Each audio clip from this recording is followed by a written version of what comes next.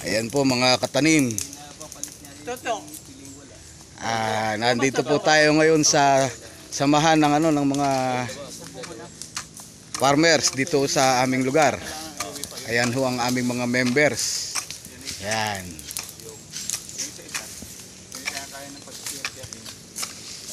Ayan. Ayan ho ang Ito nga ho pala ang ang isa sa pinaka masipag at saka talaga namang senior po dito sa amin, senior sa lahat ng senior.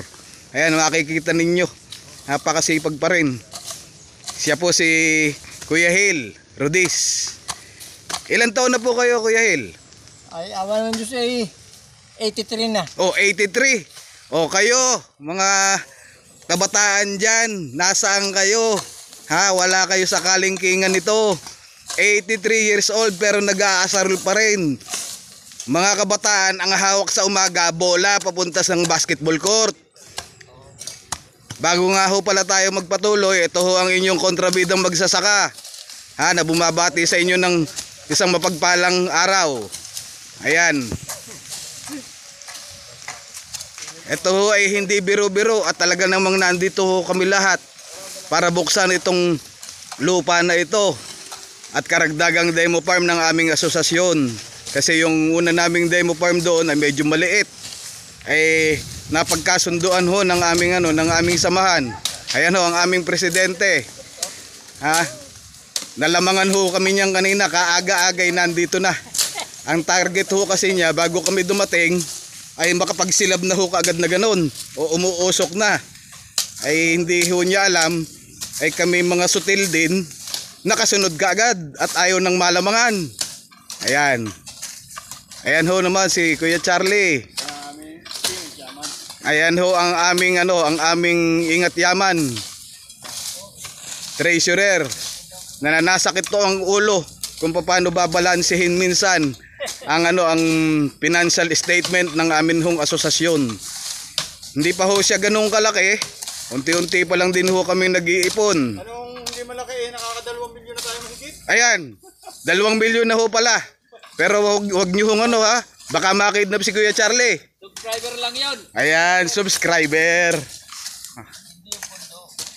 Ayan. Nakaka-2 milyon na tayo ba?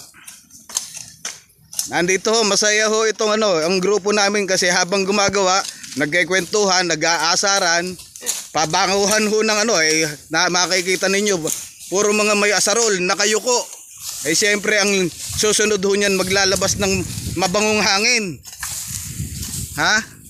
Magkakaamo yan ng mga mabangong hangin yan mamaya. Ayan, ang tsinelas natin nasira na.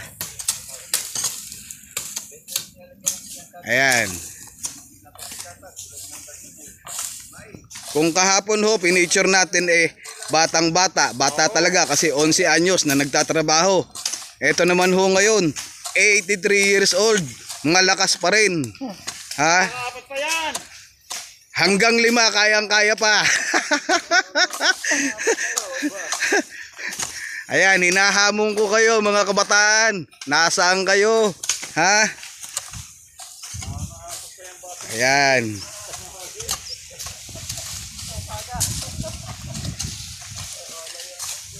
Ika nga anong akala nyo? Malambot ng tuhod. Naninili pa nga ako Ayan. Saktuhin lang muna nating 5 minuto para natin. Ayun, ang aming si Kuya Dexter. Yan ang aming pioneer. Isa sa mga pioneer. Makikita nyo naman talagang nangingintab na ang ulo dahil sa pawis. Ayan. Yan ang nagparusa sa akin. Yan. Ayan, hindi ho yan kayang pigilan kahit na nabali ang asarol. Kuya Dex, pakita mo nga yung asarol mong maiksi. Ang baywang bali na. Bali na yung baywang. Oo. Bakit parami? Namumuti na ang buhok. Teka muna Kuya Dex. Ayan. Kuya Dex. Okay. Tatin po munang itutuloy ang ating trabaho rito. Ayan, maraming salamat. Ito ang inyong kontrabidang magsasaka. na nagsasabing magtanim ka man ng magtanim, nanakawin din. Bye-bye.